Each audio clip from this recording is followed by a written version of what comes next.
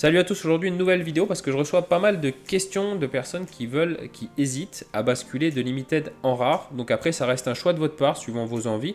Mais dans cette vidéo je vais essayer de vous donner quelques avantages et inconvénients suivant la rareté que vous voulez choisir. C'est parti.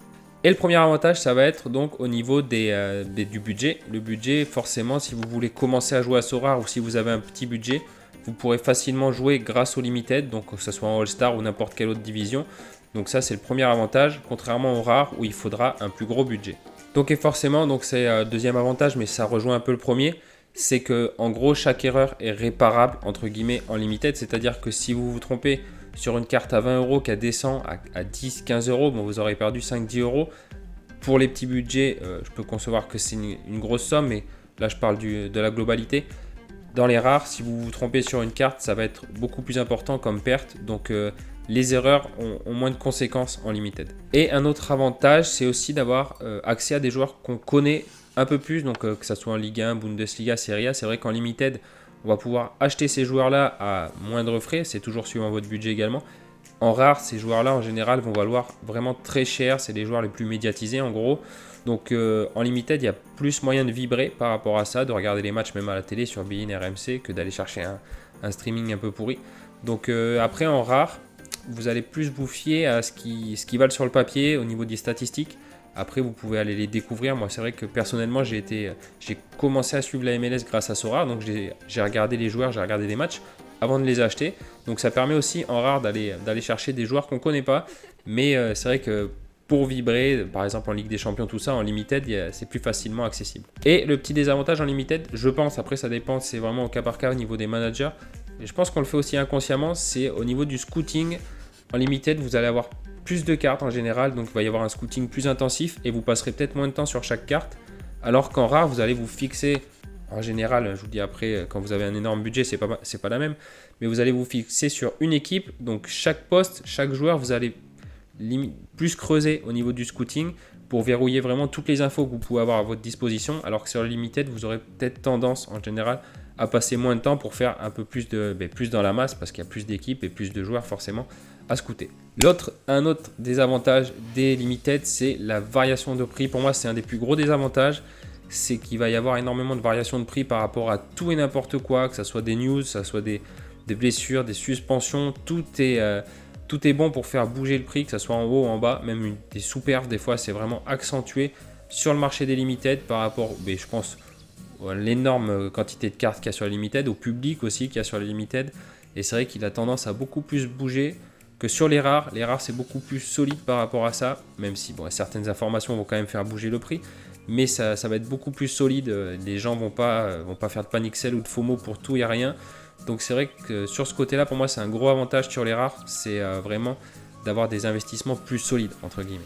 Et allez, encore un désavantage sur les limited, mais c'est la double tranchante, c'est la compétitivité. Bon, vous la connaissez, en limited, il y a une énorme compétitivité parce qu'il y a plusieurs fois, entre guillemets, les mêmes équipes.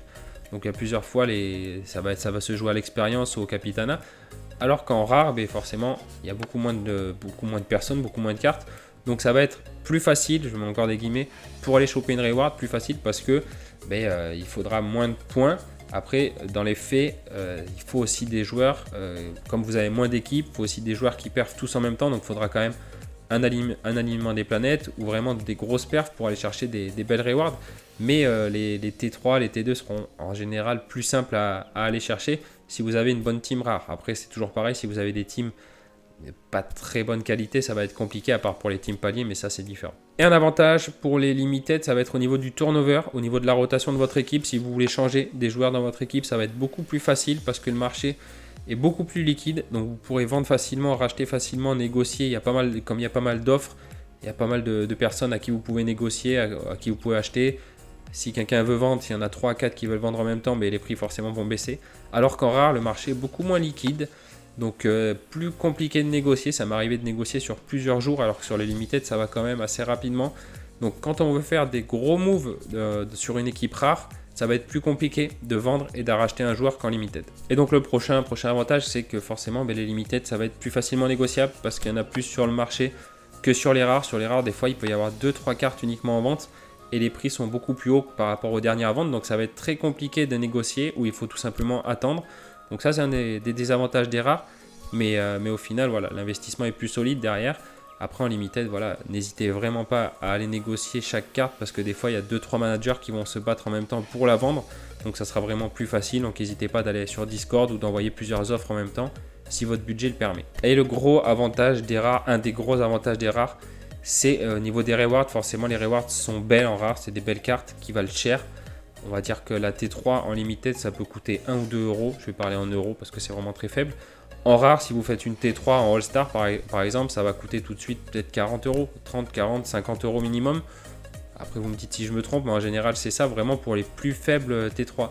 Après, ça peut vite monter si vous montez dans le classement, mais voilà, en général, si vous accrochez une carte en rare, en général, ça sera une belle carte. En limited, on ne sait jamais, même des fois des T2, elles valent pas grand-chose. Donc, niveau des rewards, il y a quand même une grosse différence. Après, voilà, c'est pas le même investissement. Et les derniers, c'est un truc général sur les deux, je pense, c'est que les moves sont pas les mêmes, on l'a pu le voir, je l'ai vu sur un tweetos qui a sorti ça sur Twitter, on l'a vu sur Carlos Soler qui allait au PSG, et les courbes ont été complètement différentes en limited et en rare. En limited, il y a eu une explosion, alors qu'en rare, il y a eu un gros down, mais simplement parce qu'il va pas forcément plus jouer à Paris. Carlos Soler, il va être dans la rotation, donc il va y avoir pas mal de DNP. Donc l'effet d'annonce a fait qu'en limited, les gens se sont dit ouais, il va à Paris, c'est super et tout, alors qu'au final, non, pas forcément, parce qu'il va avoir beaucoup plus de DNP. Donc voilà, donc les rares, marché quand même qui est plus mature en règle générale, plus réfléchi, forcément au niveau des investissements, comme ils sont plus gros, ben voilà. Donc voilà, c'est un bon exemple, c'était le bon exemple je trouve pour voir vraiment deux marchés distincts avec deux réflexions différentes. Après bon, la plupart du temps ça va un peu dans le même sens, mais dans ce cas-là du coup on a le bon exemple. Voilà, moi je me suis mis au milieu du tableau pour la petite conclusion, j'espère que ça pourra vous aider.